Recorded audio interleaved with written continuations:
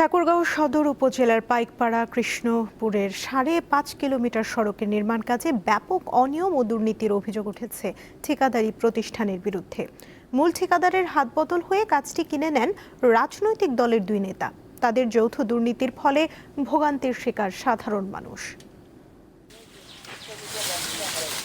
ঠাকুরগাঁও সদর উপজেলার পাইকপাড়া কৃষ্ণপুর সড়ক রাস্তার পরিমাণ ৫.৫ কিলোমিটার।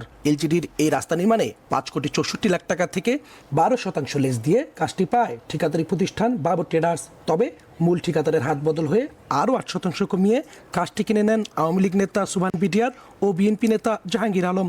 দুই রাজনৈতিক মেরুর দুই নেতার এই যৌথ প্রযোজনার ফল ভোগাচ্ছে সাধারণ মানুষকে। রাস্তার কাজ যা হয়েছে কতদিন টিকবে যে আমরা ভরসা করতে পারতেছি না।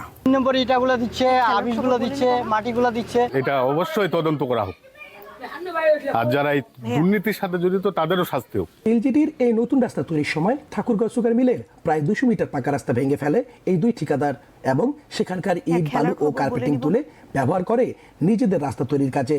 অথচ এই বিষয়ে কিছুই জানে না ঠাকুরগাঁও সুগার মিল কর্তৃপক্ষ, পায়নি কোনো আর্থিক ক্ষতিপূরণ। আমি তো জানি না, আমার কাছে অনুমতিও নেয় না এবং অফিসিয়ালি আমাকে জানানো হয় না। সেক্ষেত্রে আমি তো কোনো ধরনের মালামাল এখন পর্যন্ত পাইনি।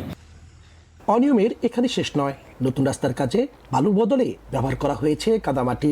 ১ নম্বর ইটের জায়গায় দেওয়া হয়েছে নিম্নমানের ইট, আর ইটের খোয়ার পরিবর্তে দেওয়া হয়েছে রাবিশ ও ইটের গুঁড়া। এই হরিলুটের বিষয়ে জানতে চাইলে ক্যামেরা দেখে সটকে পড়েন সাব ঠিকাদাররা, আর মূল ঠিকাদার দায় চাপিয়ে দেন সাব ঠিকাদারের ওপর। আমি তো লোক দিয়ে কাজ করাচ্ছি, এখন সেই লোক যদি ভেজাল করে তাহলে সেটা আমাকে খবর নিতে হবে। অন্যদিকে সরকারি টাকা খরচের এই বিশাল কর্মযজ্ঞে তদারকির দায়িত্বে থাকা সরকারি কর্মকর্তার বক্তব্য আরো চমকপ্রদ। ব্যস্ততার অজুহাত দেখিয়ে নিজের দায় এড়ানোর চেষ্টা করেন সদর উপজেলা প্রকৌশলী। আমার তো নলেজে নাই, এখন আপনারা নলেজে দিলেন, আমরা এটার অ্যাকশনে যাবো। এটা আসলে আমি সরজমিনে দেখে যাতে কাজটা কোনোভাবেই অনিয়ম বা খারাপভাবে বাস্তবায়ন না হয় সেটার ব্যবস্থা নেব অবশ্যই।